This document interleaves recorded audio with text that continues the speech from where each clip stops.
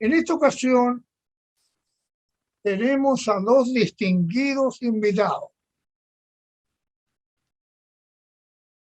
En primer lugar, queremos saludar con mucho afecto a don Rodrigo Ugalde, abogado, autor de libros muy importantes para que ustedes puedan conocerlo, por historia e informaciones muy relevantes.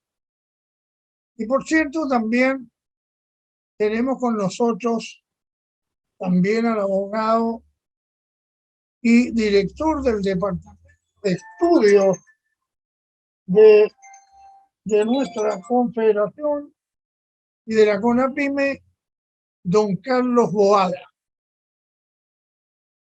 Don Rodrigo Ugalde es un profesional muy destacado también en el área tributaria. Y de inmediato le damos micrófono a don Rodrigo con el reconocimiento y nuestros agradecimientos por haber aceptado esta invitación para exponer por este sistema que nos permite así tener conectado de norte a sur del país a los dirigentes de los diferentes gremios que conforman la CONAPYME, que es la organización gremial más numerosa de nuestro país. Buenas tardes, don Rodrigo, y adelante. Bienvenido nuevamente. Buenas tardes, don Rafael, y gracias a usted por permitirme participar en esta charla. Buenas tardes a todos y a todas. La verdad es que si ustedes vieron la invitación, seguramente habrán pensado que yo iba a hablar de temas tributarios. No, en esta oportunidad no voy a hablar de temas tributarios, sino que voy a hablar de un tema que está precisamente en el proyecto de constitución que se está proponiendo al país. Ustedes han escuchado que el proyecto de constitución tiene más de 400 artículos, una constitución absolutamente extensa. Pero parte con un concepto nuevo, que en realidad es necesario que lo conozcamos, porque hasta ahora no existe en nuestro derecho, que es el concepto del Estado plurinacional. Es decir, Chile, si se aprueba esta constitución, pasaría a ser un Estado plurinacional. Eso, como no está en ninguna constitución anterior, había que investigarlo de dónde sale. Entonces, yo empecé a buscar material sobre el tema y encontré que esto está consagrado en la Constitución de Bolivia. La Constitución de Bolivia del año 2009, obra de Evo Morales. En la Constitución de Bolivia, y les voy a explicar después de ver estos artículos por qué es importante revisar este tema de la plurinacionalidad. En la Constitución de Bolivia se dice que este país se constituye como un Estado unitario, social, de derecho, plurinacional y una serie de otros conceptos. Pero el elemento fundamental que queremos destacar aquí es que Bolivia declara que se constituye como un Estado plurinacional. Poco debería importarnos a nosotros lo que haga Bolivia con su constitución. Pero resulta que en la propuesta de constitución para nuestro país, en el artículo 4, se establece que Chile es un Estado plurinacional. Se establecen también otros conceptos como que Chile es un Estado intercultural, que en él coexisten diversas naciones y pueblos en el marco de la unidad del Estado. Es decir, hoy día en el año 2022, Chile estaría acogiendo este criterio que aparece en la Constitución de Bolivia de que el país es un Estado plurinacional.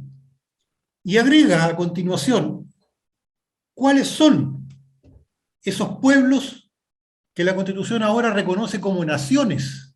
Fíjense bien la diferencia. Naciones preexistentes.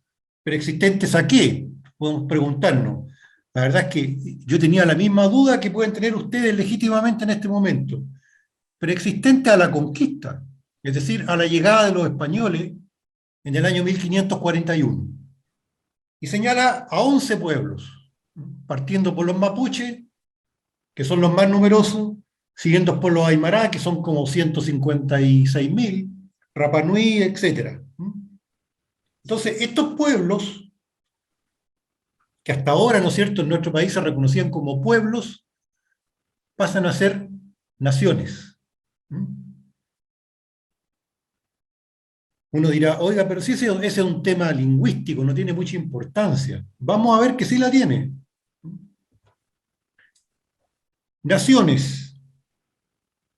Las naciones, ¿no es cierto?, que ha reconocido esta Constitución son, entonces, estos 11 pueblos originarios, es decir, pueblos anteriores a la conquista.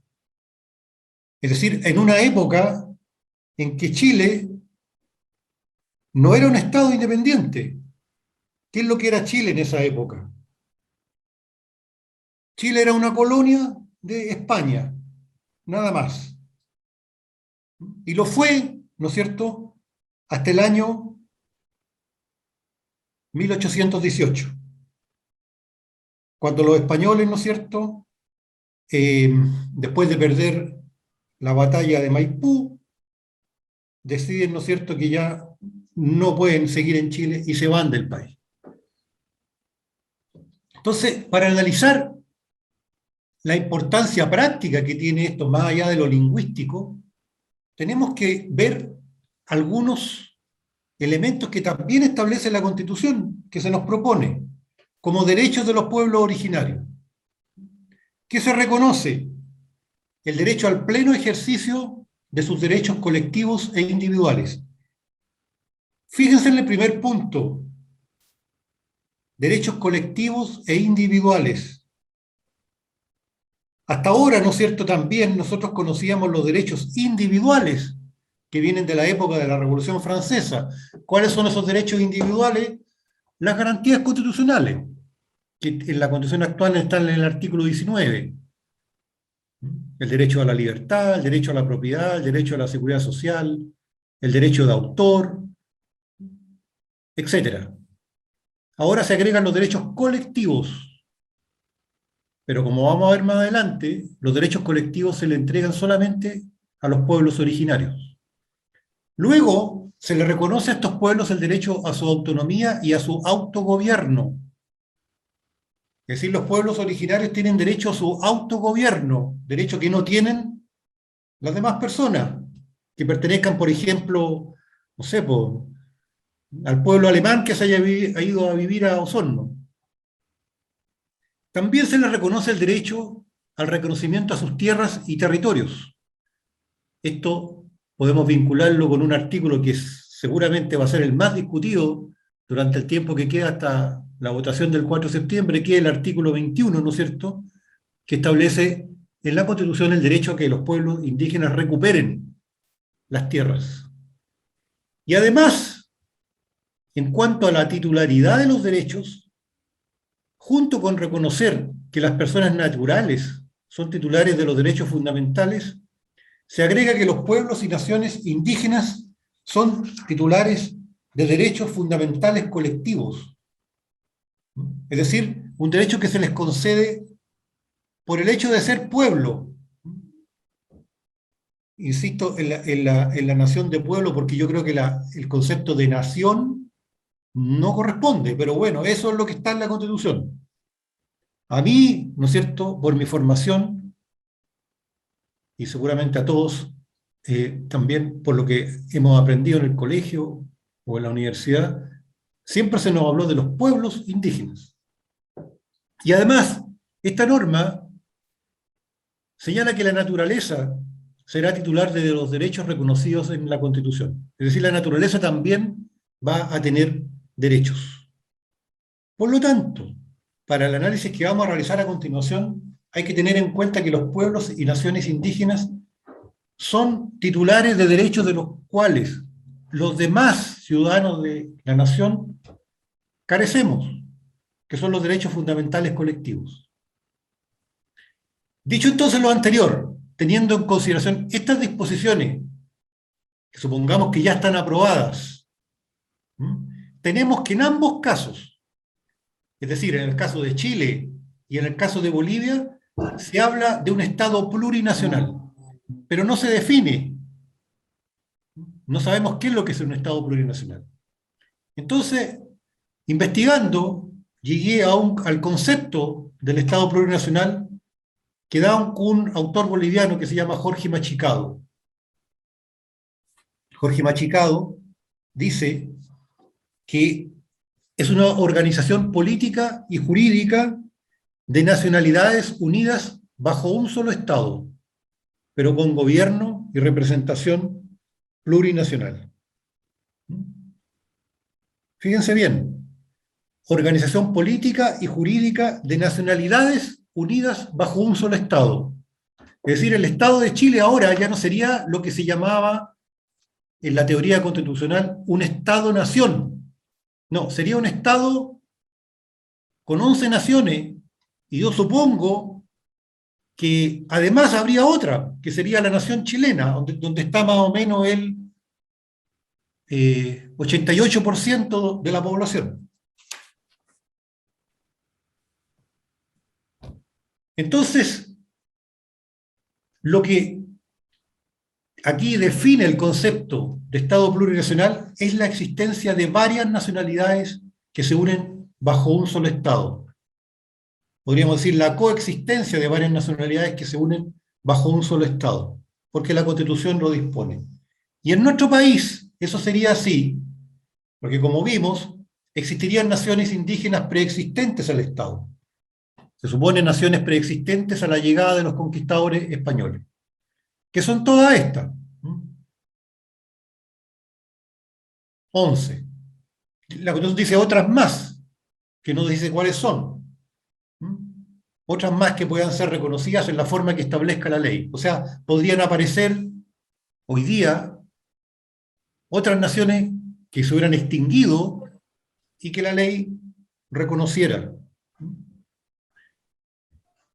Entonces, como les adelanté, este es un concepto muy difícil de entender porque nunca ha estado en nuestra cultura, nunca ha estado en ninguna de las constituciones que ha tenido nuestro país desde el reglamento constitucional del año 1812 hasta la fecha. O sea, durante más de 200 años de existencia del Estado chileno, nunca hemos visto en alguna parte esta expresión Estado plurinacional. ¿Y por qué? Porque es un concepto nuevo. Lo dice un autor mapuche, un abogado que se llama Salvador Villaleo, que escribió un libro,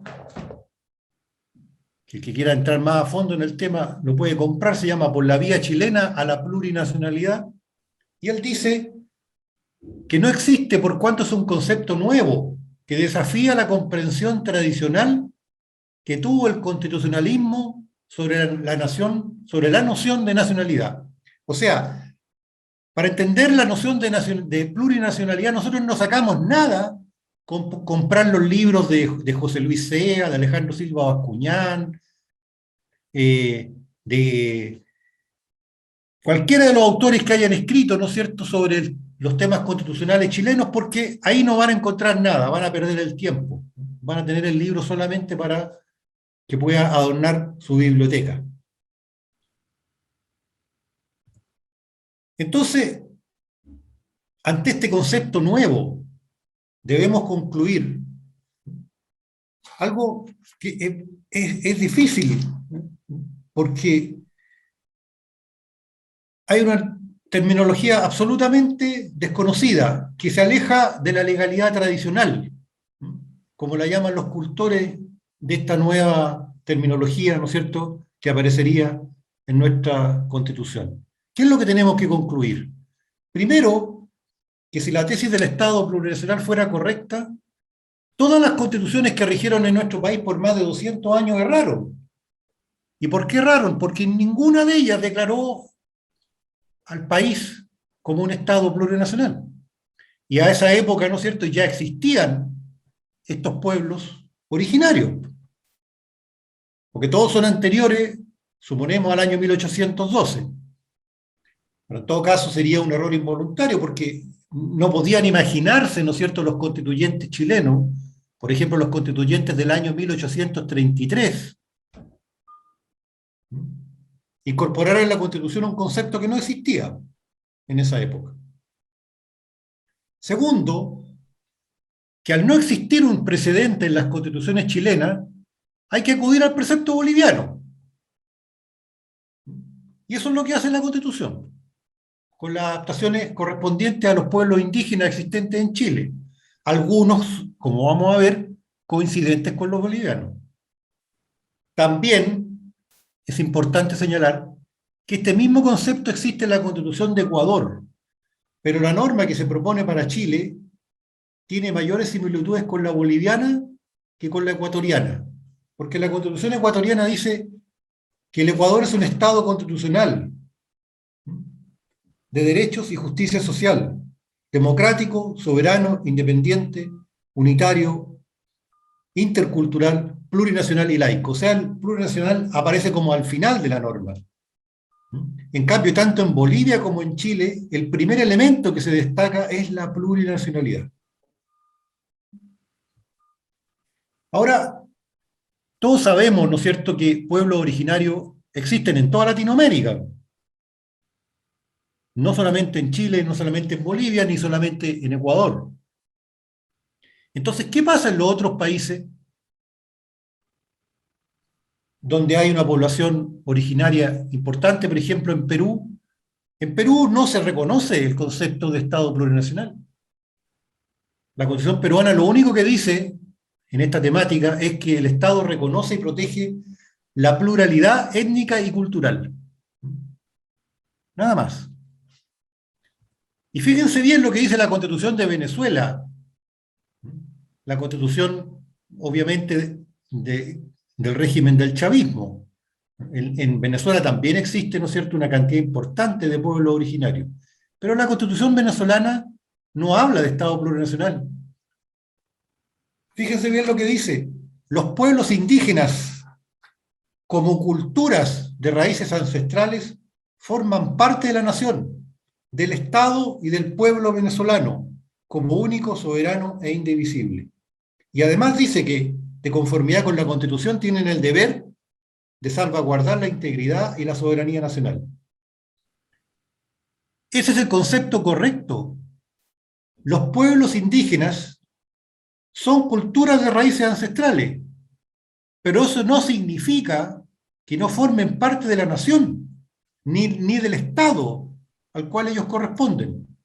Porque esos son pueblos, pero no naciones. Esa es entonces la definición correcta. Culturas de raíces ancestrales que forman parte de la nación y que por lo tanto deberían tener el mismo tratamiento que el resto de los ciudadanos de esa nación. Ahora, más allá de esto, supongamos que los pueblos que existían en Chile antes de la llegada de los españoles, es decir, antes de la llegada de Pedro Valdivia, fueran realmente naciones, que todos los demás países que no los reconocen como tales estuvieran equivocados, que Venezuela, que dice que son pueblos y no naciones, también estuviera equivocado. Supongamos que lo que dicen los bolivianos y los ecuatorianos estuviera bien y que nosotros tuviéramos que asumirlo. ¿Podemos nosotros, en nuestra realidad, que es particular obviamente, aceptar que en la Constitución se reconozca eso? La verdad es que no lo podemos aceptar. Desde luego, por cuanto permitiría destruir el concepto de igualdad ante la ley. Porque en el proyecto de Constitución, como consecuencia de haber reconocido a estos pueblos como naciones, ellos van a tener numerosos derechos que los demás ciudadanos no vamos a tener. Por ejemplo, un sistema de justicia propio. No quiero extenderme en esto, porque no quiero pasarme del tiempo, y quiero entrar al riesgo más relevante que nace precisamente de nuestra situación particular, y particular con Bolivia, es decir, con el país al cual le estamos copiando la norma. Con Bolivia todos sabemos, ¿no es cierto?, que tenemos una relación muy particular, una relación compleja, una relación a veces traumática.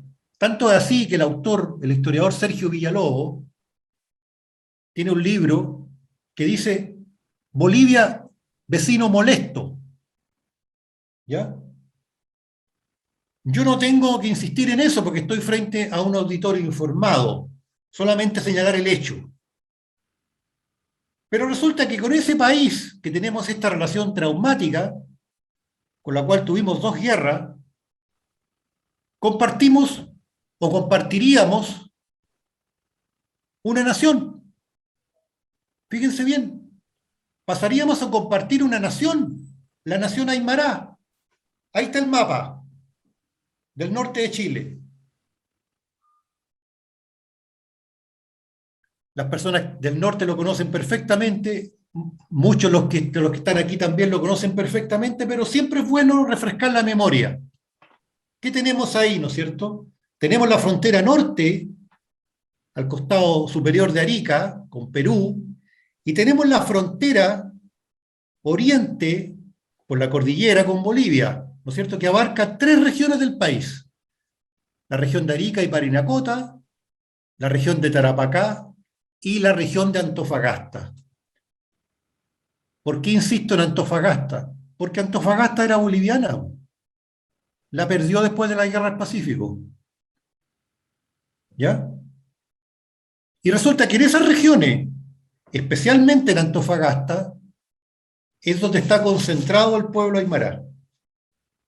Es decir, tenemos 3 regiones con más de 700 kilómetros de fronteras en las que miembros de la que sería la misma nación, si se aprueba la Constitución, coexistirían en Chile y en Bolivia.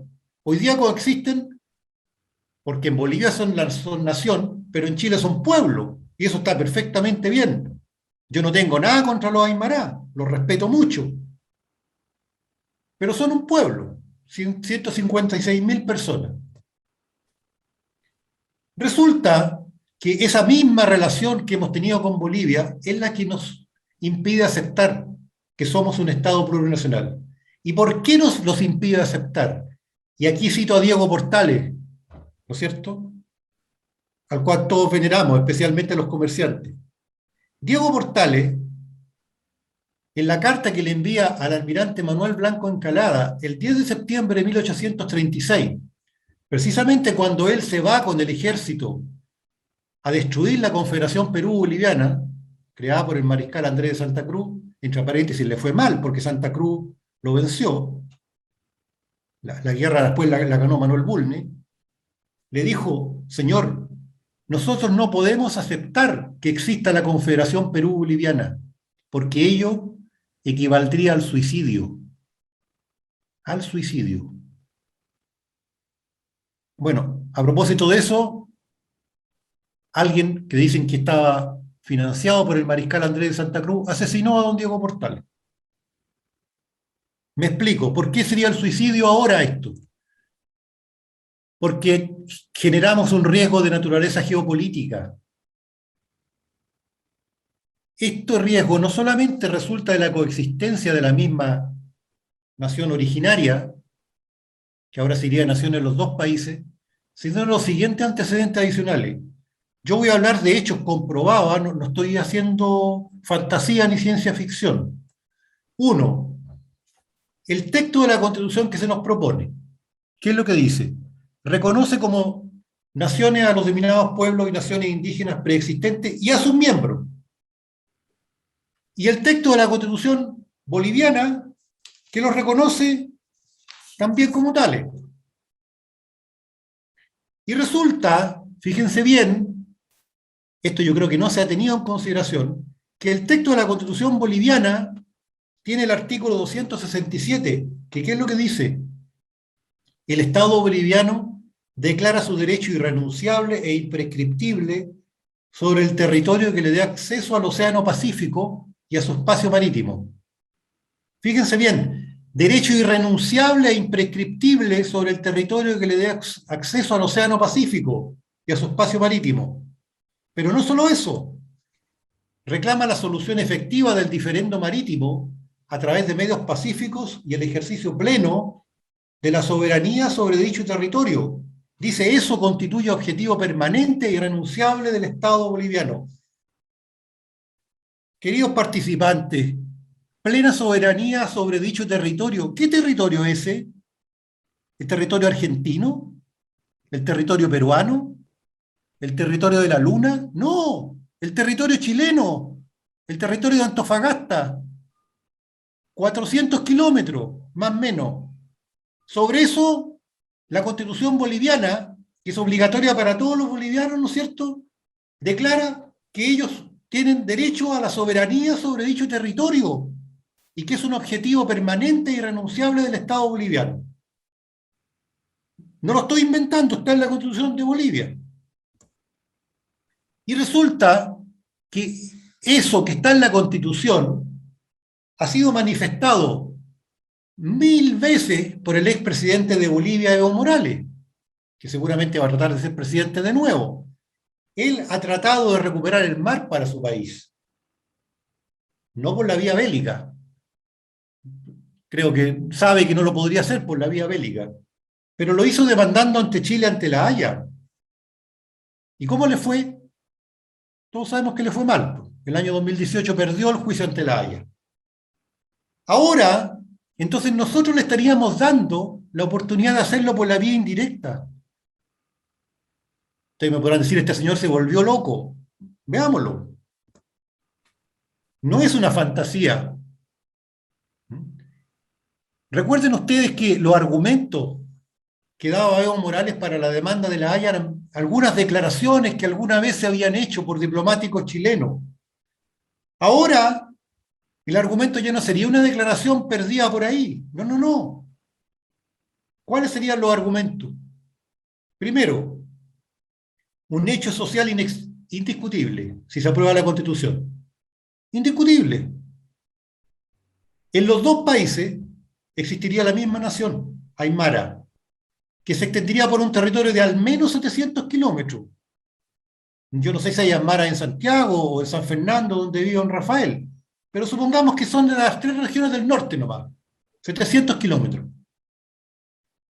Entonces ahora, con ese reconocimiento, habrían 2 normas constitucionales que lo permitirían. Veamos. Una vez establecido el concepto de Estado plurinacional en el texto chileno, se produce un efecto inmediato. Inmediato. Estaría de mala fe el que dijera que no es así. La etnia aymara, mayoría en Bolivia, 62%, minoría en Chile, pasa a ser nación. En Chile como ya lo era en Bolivia. Tanto es así que el mismo Evo Morales es aymara, a mucha honra. ¿Cómo entonces eso podría permitir recurrir a una vía indirecta para salir al mar? Muy fácil, por un medio pacífico, a través de la nación aymara. ¿Cómo se sostiene este argumento? Con base a las mismas normas de la Constitución de Bolivia y aquellas que se proponen para regir en Chile. Veamos. Sabemos, ¿no es cierto?, que aprobada la Constitución en Chile, el concepto de Estado plurinacional ya no figura solo en la Constitución de Bolivia, figura también en la carta de otro país, Chile. Y eso respecto de un país que tiene los 2 requisitos que se requieren para accionar de la manera que voy a exponer. 1, en este país existe una población de la etnia aymara, por más que sea minoritaria. Son poco más de 156.000 personas al año 2017. Ese país cuenta con acceso al Océano Pacífico, ¿no es cierto?, que la Constitución boliviana dice que es un derecho irrenunciable de la nación. A lo largo de toda su extensión tenemos Océano Pacífico. Y en parte de esa extensión, supongamos que es solamente en parte, las 3 regiones del país, del norte, se encuentran los aymara. Entonces, sobre esas bases, es perfectamente legal legal, ejecutar el siguiente plan, que tiene muchísimo más sustento que el que tenía la demanda ante la Haya. ¿Cuál es? Primera fase, hacer que los aymara bolivianos le pidan a los aymara chilenos que los inviten a sus propias tierras y territorios. Recuerden lo que vimos al principio. Los pueblos originarios tienen derecho a sus propias tierras y territorios. En Chile, de acuerdo a la Constitución. Entonces, ya no sería Bolivia la que estaría intentando recuperar el mar. Sería la nación aymara la que procede a ello. No se trata de un ejército que entre a Chile armado. No, se tratarían de civiles. Segundo, se concreta la invitación. Ingresan a Chile los miembros bolivianos de la nación aymara. Fíjense bien, la Constitución dice que hay una nación aymara. No dice que la nación aymara sea solo de los chilenos aymara. Abarca toda la nación aymara. Hay aymara en Argentina, en Bolivia y en Perú. Entonces, esos civiles desarmados, no un ejército invasor, entrarían a Chile y de acuerdo a las normas de la Constitución chilena. Y ellos, con esas mismas normas, podrían requerir el respeto de los derechos individuales y colectivos de todas esas hombres y mujeres aymara. Porque vimos también al principio, los pueblos indígenas tienen derecho a derechos individuales y a derechos colectivos. Y entre los derechos colectivos está el derecho a las tierras y territorios. A nuestro extenso territorio, como dice Evo Morales. Y no importaría si fueran chilenos o bolivianos, esas personas de la nación aymara que reclamaran los territorios.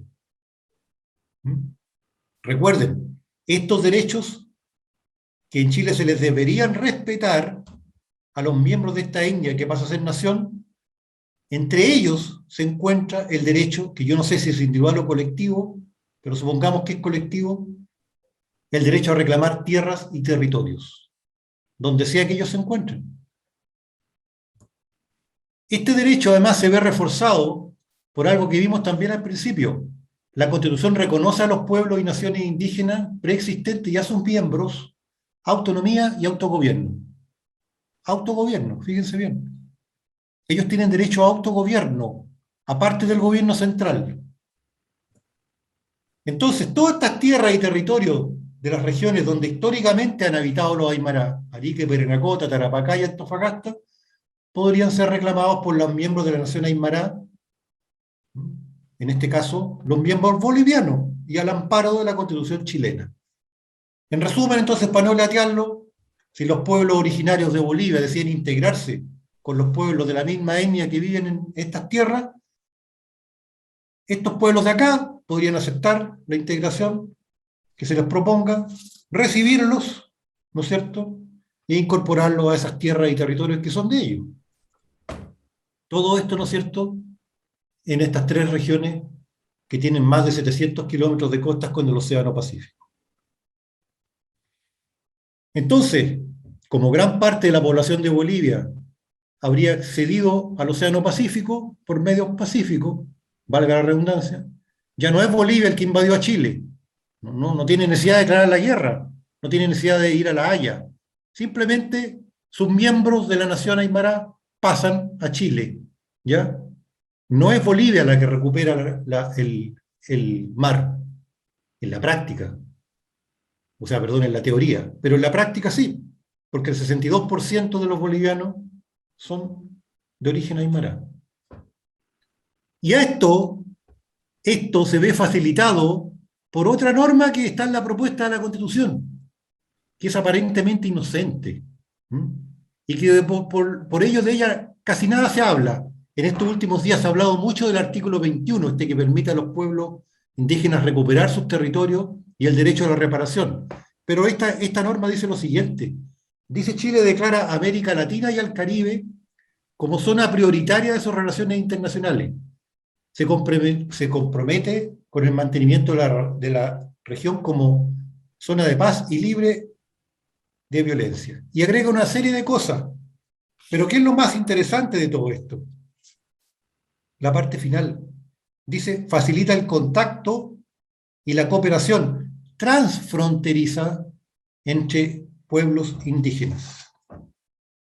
Fíjense bien, el Estado de Chile facilita el contacto y la cooperación transfronteriza entre pueblos indígenas. O sea, se facilita el contacto y la cooperación transfronteriza solo entre los pueblos indígenas. O sea, el Estado se obliga a hacer posible, porque eso significan estos conceptos, la conexión entre estos pueblos y que ellos puedan obrar juntos para un mismo fin. Entonces, alguien podría alegar, si es que cruzando la frontera entre Chile y Bolivia, los miembros de la nación aymara boliviana se conectan con los miembros de la nación aymara chilena y obran juntos para el mismo fin. Nadie. Está en la Constitución, está en este artículo.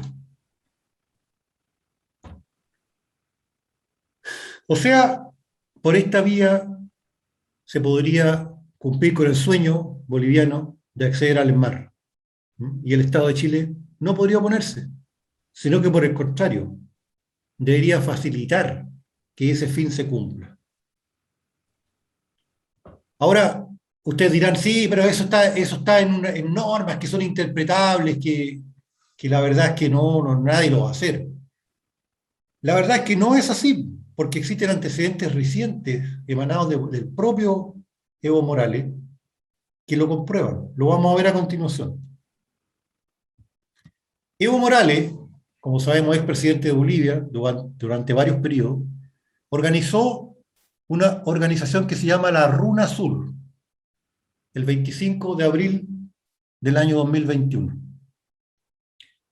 Él la anunció como una instancia alternativa a la UNASUR, la Unión del Sur, ¿no?, que dejó de funcionar, porque los países no se pusieron de acuerdo. Y su finalidad, ¿no es cierto?, es unir a los países de América del Sur. ¿Y qué es lo que dijo? Dijo que él planea o plantea un proceso de reconstrucción y refundación de los estados. Refundación de los estados, donde lo principal no sea el capital o el consumo desmedido, sino que los seres humanos y la naturaleza, donde los gobiernos sean de los pueblos y para los pueblos, un estado sin discriminación de clases. Y luego agregó, fortaleceremos la democracia, los derechos humanos y los derechos colectivos. América plurinacional es la expresión de pluralidad y reconoce todas las democracias que respondan a la voluntad y al ejercicio soberano de los pueblos. Es decir, el fin ya no es que Bolivia sea un Estado plurinacional, sino que América sea un Estado plurinacional. Y dice que impulsamos el pleno respeto de los derechos individuales de los hombres y mujeres que habitan en nuestro extenso territorio. Nuestro extenso territorio, ¿no? O sea, el territorio de América es nuestro extenso territorio. Y asimismo los derechos colectivos de los pueblos indígenas y de los afrodescendientes. Reitera entonces el concepto de los derechos colectivos. O sea, el llamado de Evo Morales es claro y explícito: refundar los actuales estados de Sudamérica. ¿Y quiénes tendrían que hacer esto? Fundamentalmente los hombres de los pueblos originarios, entre los cuales se encuentran los aymara, que son mayoría en Bolivia, etnia a la cual pertenece el señor Morales. ¿Es una mera declaración esa? ¿O se llevó a la práctica? ¿La podemos comprobar eso mirando lo que ha hecho Evo Morales desde el año 2021 a la fecha?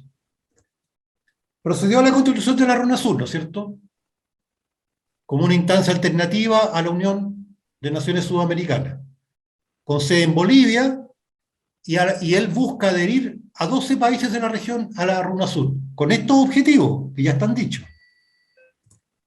Luego intentó llevar la Runa Sur al Perú, fíjense bien, al Perú, donde no está reconocido el concepto de Estado plurinacional, pero existe población aymara, a fin de lograr influir para que en ese país se incorporara el concepto de Estado plurinacional.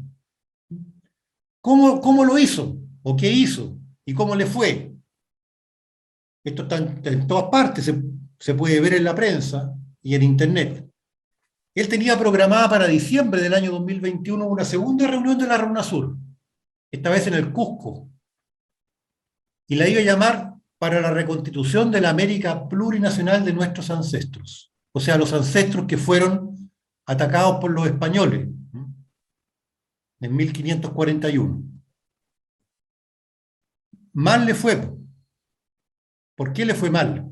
Porque los peruanos se percataron de sus intenciones verdaderas y lo denunciaron públicamente.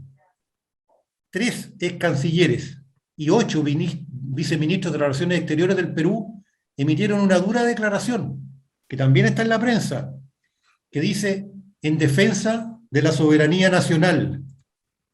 Y en ella consideraron que la reunión que proponía Evo Morales era una clara amenaza a la soberanía, a la independencia y a la seguridad nacional de su país.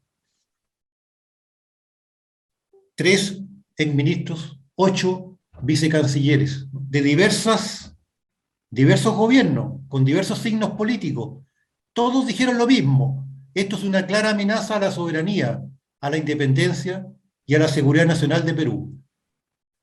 Y agregaron, los exfuncionarios también advierten de la intención del exmandatario boliviano de desmembrar al Perú, otorgando a Bolivia una salida soberana al Pacífico, así como conformar una nación aymara como extensión territorial boliviana. No sé si ustedes lo recuerdan, pero el lugar preciso para que Bolivia saliera al mar después de la pérdida de sus territorios en la Guerra del Pacífico era Arica y Tacna. Por lo tanto, no es casualidad que Evo Morales tratara también de cumplir este fin llegando al Océano Pacífico a través de Perú, precisamente a través del sector de Tacna. ¿Ya? Y eso es lo que advirtieron que quería hacer estos 3 exministros y 8 ex vicecancilleres.